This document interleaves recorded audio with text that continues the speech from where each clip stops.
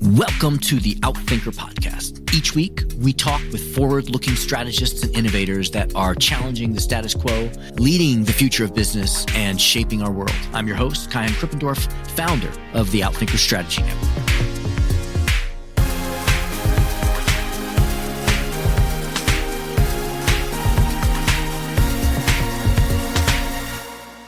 Tendayi Viki is an author and corporate innovation expert. As associate partner at Strategyzer, he helps companies innovate for the future while managing their core business. He has written 3 books, Pirates in the Navy, The Corporate Startup, and The Lean Product Lifecycle. He previously served as Director of Product Lifecycle at Pearson, where he co-developed an innovation framework that won the Best Innovation Program in 2015 at the Corporate Entrepreneur Awards in New York. Tendayi has been shortlisted for the Thinkers50 Innovation Award and was named on the Thinkers50 2018 radar list for emerging management thinkers to watch. He's also a regular contributor at Forbes. In this episode, he shares why successful innovation programs must begin with strategy and who is driving innovation today. Is it startups or established incumbents? Tendayi, thank you so much for being here with us. Before we get into your work and your content, just to get people to know you a little bit personally, I'd love for you to complete this sentence for us. If you really know me, you know that. How would you complete that? Yeah, so if you really know me, you know that I appear to be an extrovert when I'm really an introvert. So, when I'm in social interactions, I'm kind of bubbly and joyful, and I interact and I have conversation. And so people assume that I enjoy external company, but actually that takes away a lot of energy for me. I find it completely draining, which is interesting for a keynote speaker workshop guy. So I do need a lot of time to recharge. Right. I ask this question of every guest on the show. And although all guests are experts in strategy, they all have different answers to this. So my question is, what is your definition of strategy? Because I work in innovation, right? I spend a lot of my time helping organizations think about the future and where the world is going and how they plan to respond to that future. And so for me, strategy is about balancing this. It's almost like a captain of the ship thing, right? Where you have to go, where are we now? What's happening now? And how do we optimize where we are now to make sure that the ship doesn't sink? We have to keep one eye on that. And then the other eye has to be on like, okay, so where are we going? Are we headed to New York? Are we headed to Barcelona? And are we on track in terms of the direction where we want to head?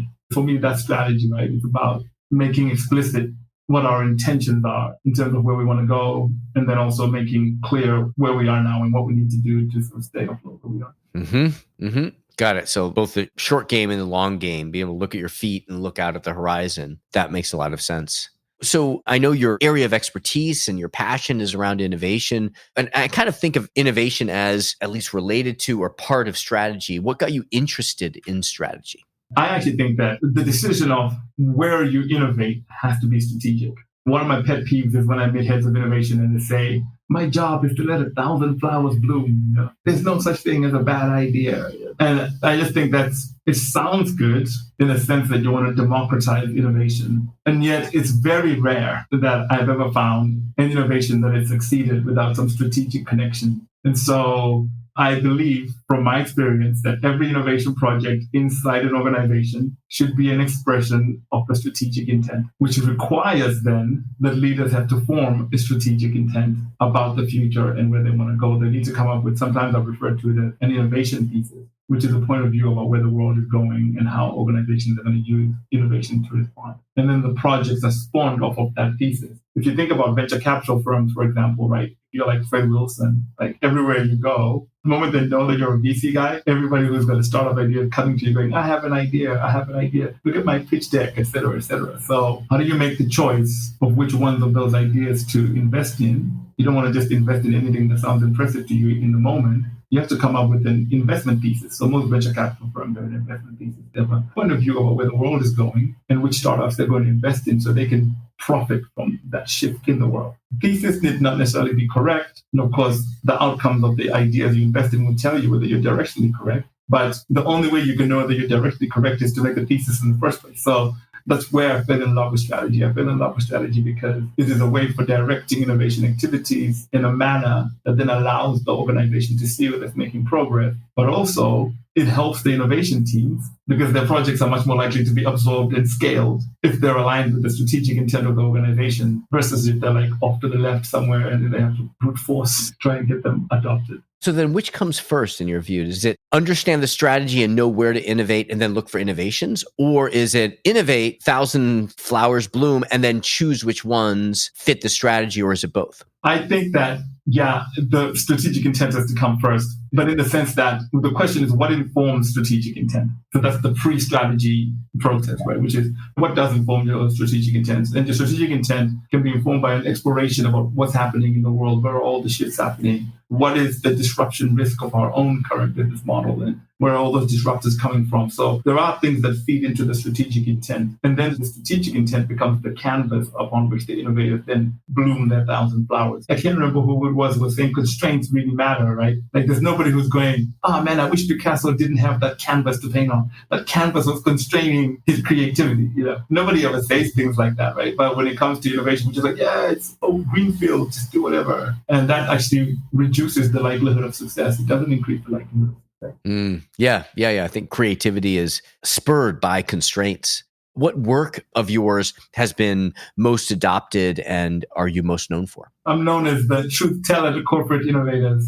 I'm the cat that comes in and, you know, like how they get these NFL coaches they call the quarterback whisperer, right? Yeah, I'm known as like the guy who comes in and tells the truth to innovators to say, part of the reason you're failing is because you have placed yourself in an antagonistic relationship with your organization. You've created the narrative where you're the hero and you're overcoming, but the thing that you're overcoming is the very thing that's funding your existence. And so how do you deal with that paradox? And so the ultimate skill of the corporate innovator is the ability to build connections between whatever they're working on and where their organization is. If they can't build that bridge, they cannot succeed as a corporate innovator.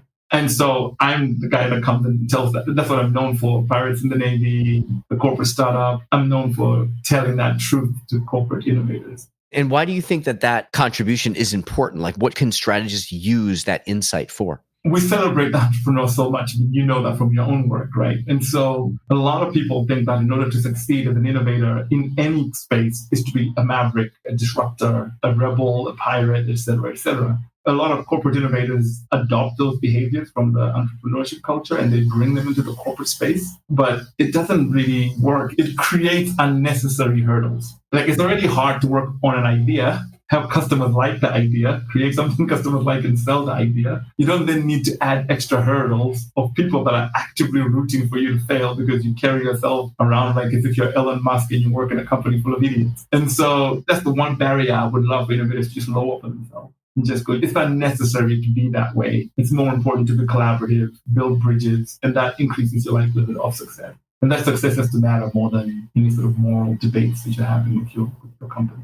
That's great. So building on that, I know that you've written about and you've talked about an innovation team at a large bank that was working in isolation. Could you just tell us that story? Yeah, so it was 2016. I got invited by the chief innovation officer, C-level guy who sit on the management board, etc. They were running an innovation lab and they even had a separate building, which is like across the street from the main bank building. And they'd worked on like 12 ideas there. Customers loved them. They built MVPs. They'd even found like technology partners to deliver some of that stuff with. But then when it came time for the larger company to invest in scaling these solutions, they couldn't find a single leader that would scale any one of their solutions.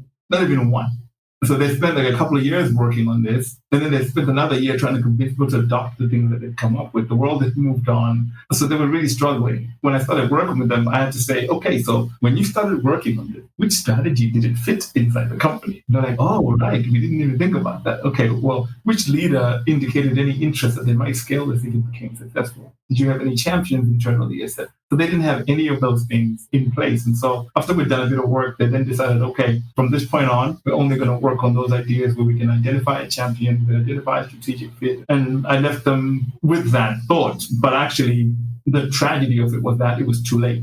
There was already questions about all that money we've spent on that group, what value have they created? And within a year after I left, the chief innovation officer also left. So that's the tragedy of lack of strategic alignment. And that's why the story is really powerful. Got it. Your latest book is called Pirates in the Navy. So just explain that metaphor to us. I think it's a really compelling metaphor. You have pirates and you have the Navy. What is the dichotomy between the two, and can the two coexist? So that's what's fascinating about it. So it was Steve Jobs, right? He's the one that said it's better to be a pirate than to join the Navy. So that's what the phrase came from. Remember, they put the pirate flag when they were working on the Macintosh. And what he was talking about was the distinction between working in a large company and working in a startup. So he was saying it's better to join a startup than to work in a large company. But what we know now is that large companies also need to innovate. And so the question becomes, how do they do that? Well, the only way they can do that is if they cultivate pirates in the Navy. And then I went back and I looked at the history of piracy, which is a criminal activity, really. And I discovered two types of pirates historically. There's a group of pirates that were just called pirates or buccaneers or whatever. And these folks were criminals. They just roamed the high seas. They were not affiliated to any institution.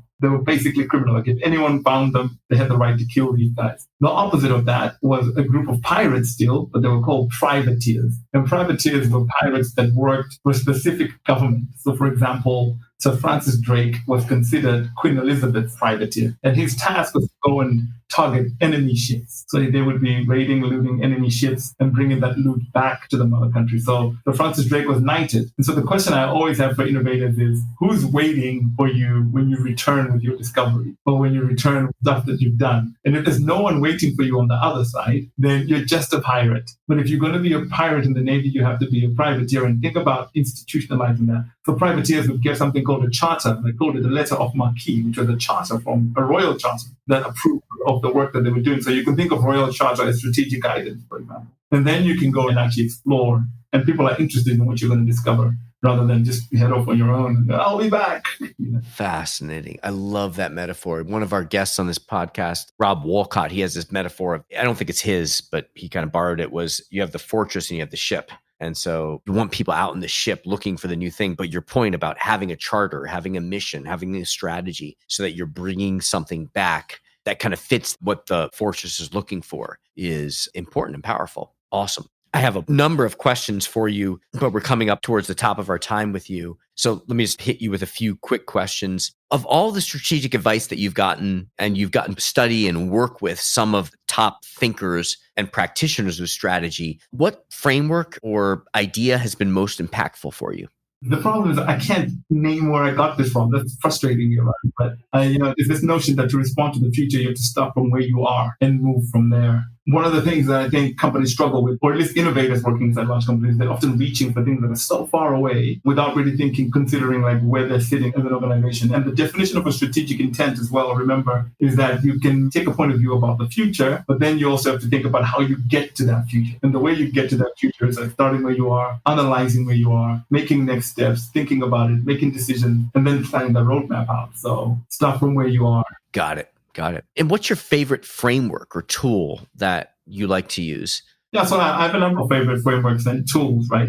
It's the theory E and theory O. I think you've heard about that, right? No, I don't know that. Yeah, so theory O is about, are you changing the organization? So it's a change theory. Is your work focused on transforming the company that you're working on? And then theory E is like, what is the economic impact of that change? So on those two dimensions, you can then make decisions about whether or not any programs or any innovations you're working on are having an impact. And so when I work with large organizations, I created this tool based off theory E and theory O. We call it the innovation ecosystem map. And so what companies do is really strange, right? They'll go like, oh yeah, they have a hackathon. We'll have a hackathon. They have an innovation lab. We'll have an innovation lab. You know, when I was in China, I noticed that they have a digital studio. We'll open a digital studio. And then after a while, people have various innovation programs that are just like proliferating everywhere. And so with this tool, we've been able to have strategic conversations with leaders to say, let's look at every one of these programs and have a conversation about whether the intention was to create new revenue, theory E, or to transform the organization